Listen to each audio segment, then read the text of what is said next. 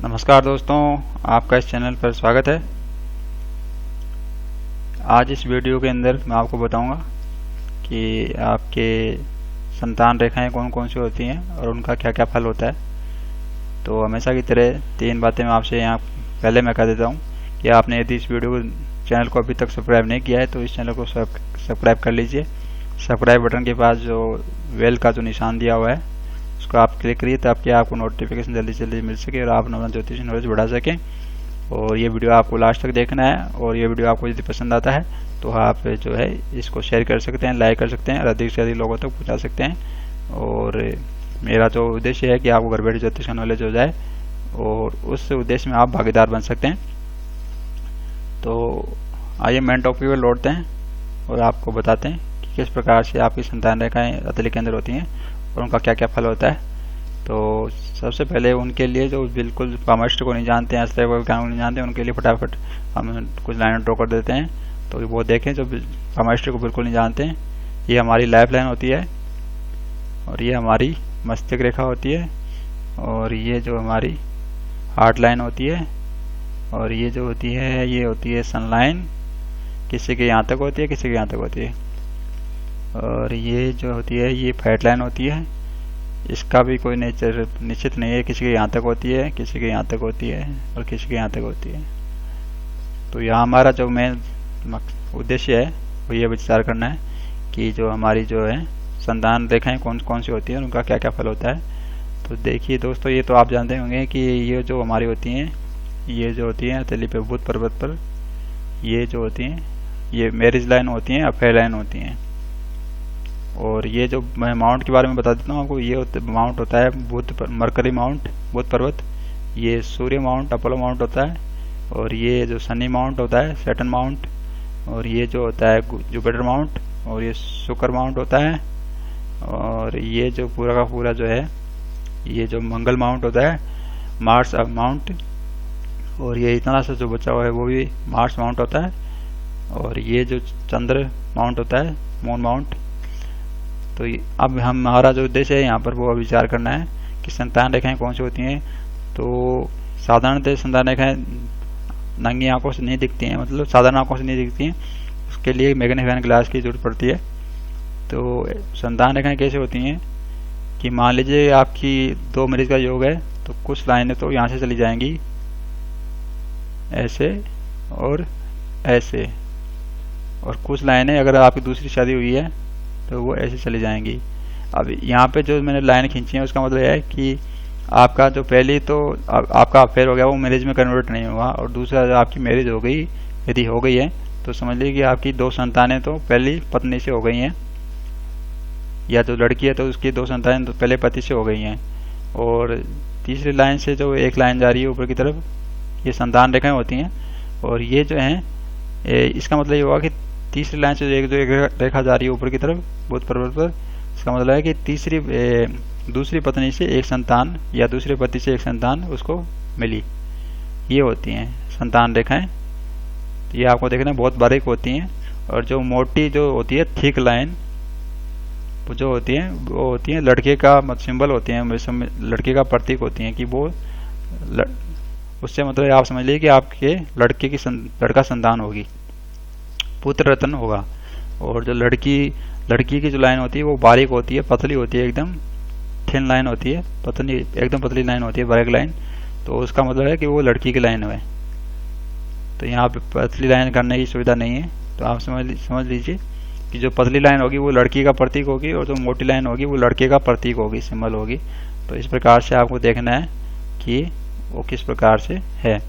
और ये भी मैं आपको साथ साथ बता देता हूँ, यहाँ पर बताना तो नहीं चाहिए कि आपकी मान लीजिए कोई ये संतान रेखा है और यहाँ से जो जैसे ये इस रेखा से जा रही है नीचे से दूसरी लाइन से, और इसको यहाँ पे किसी ने काट दिया यहाँ से आकर के, तो जो आपकी संतान होगी उसकी स्वास्थ्य में बाधा आ सकती है।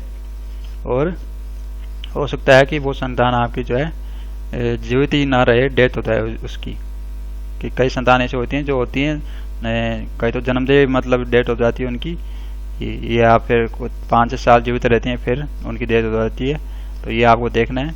और इसी प्रकार से इसको भी यदि किसी ने काट दिया तो वो जो संतान है 16-17 साल की उम्र में हो सकता है उसका डेथ हो जाए।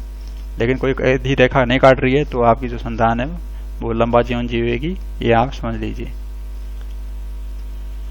इसी प्रकार से या आप ये भी समझ सकते हैं कि लाइन अगर काट रही हैं आपकी संतान रेखा को, तो आप ये समझते हैं कि आपकी जो संतान के अंदर, जो संतान का जो योग है उसके अंदर बाधा पड़ रही है, आपकी संतान नहीं हो रही है।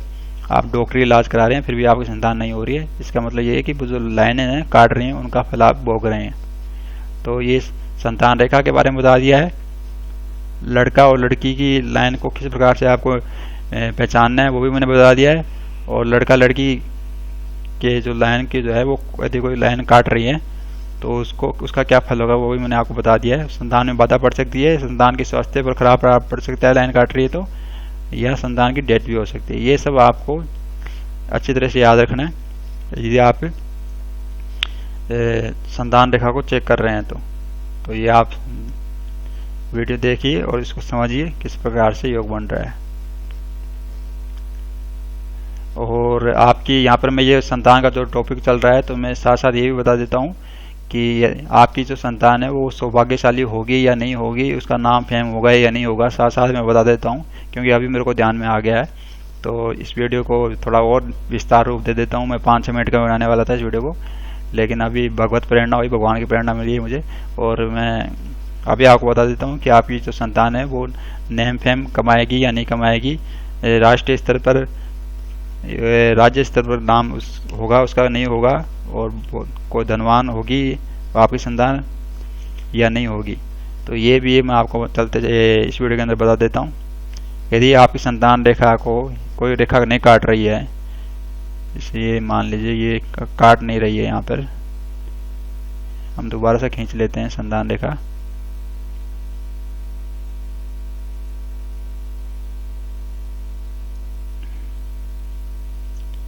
ये मान लीजिए आपकी संतान रेखा हो गई।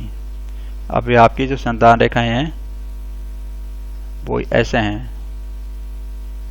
तो ऐसे हैं, ये आपकी संतान रेखा होगी। अब आपकी जो संतान जो होगी वो नेम फेम वाली कैसे होगी, ये कैसे पता लगाएं? तो सिंपल सा सूत्र सा सिद्धांत है कि आपकी संतान रेखा से कोई रेखा चल करके, यानी जिस भी संतान रेखा से, ये पहली संतान, ये दूसरी संतान, ये तीसरी संतान, ऐसे चेक करना आपको। तो मान लीजिए कि आपकी तीसरी संतान धनवान होगी या नेम फेम वाली होगी, तो वो किस प्रकार से होगी? तो ये तीसरी संतान होगी।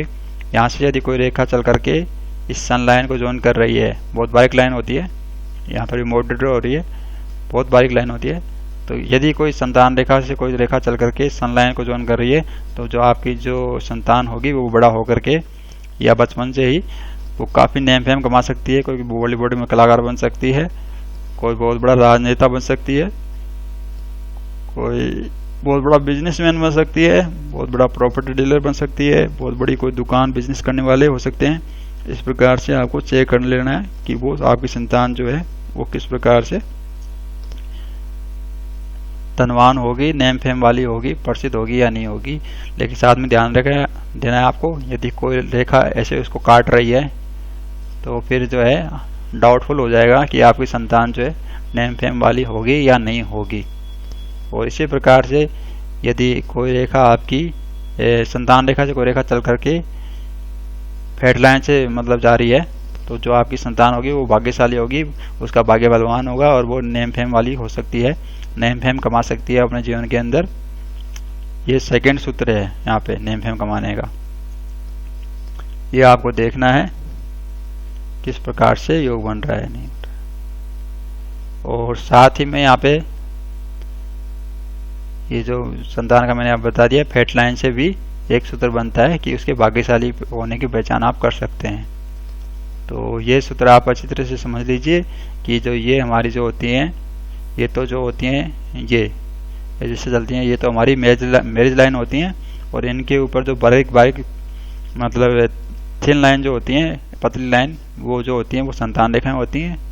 और इनसे चल करके कोई रेखा यदि सन लाइन को, फेड लाइन को ज्वाइन करती है, तो जो आपकी संतान है वो भाग्यशाली हो सकती है, नेम फेम वाली हो सकती है, बड़ा होकर नेम फेम कमा सकती है। ये आपको समझना है इस प्रकार से। यदि कोई भी रेखा चल करके सन लाइन को, फेड लाइन को ज्वाइन नहीं करेगी, तो आपकी संतान जो होगी वो साधारण होगी, समाज में उसकी कोई विशेष मान प्रतिष्ठा नहीं होगी। ये आपको सूत्र ध्यान में रखना है। तो आज की इस वीडियो में इतना ही दोस्तों। यहाँ पर हमारा जो मेन टॉपिक यही था, संतान के बारे में बताने का। संतान किस प्रकार से होगी, उसकी पहचान किस प्रकार से करनी है, लड़का लड़की की पहचान किस प्रकार से करनी है, और जो है वो नेम फेम वाली होगी या नहीं होगी। तो आज के इस वीडियो में इतना ही। इस वीडियो को यदि आपको यदि पसंद आता है वीडियो तो इसको लाइक करें, शेयर करें, अधिक से लोगों तक पहुँचाएं नहीं। और प्लेलिस्ट पर जाकर आप दूसरे वीडियो भी देख सकते हैं। तो अगले वीडियो में किसी विशेष टॉपिक पर बात करेंगे। तब तक के लिए जय हिंद, जय भारत।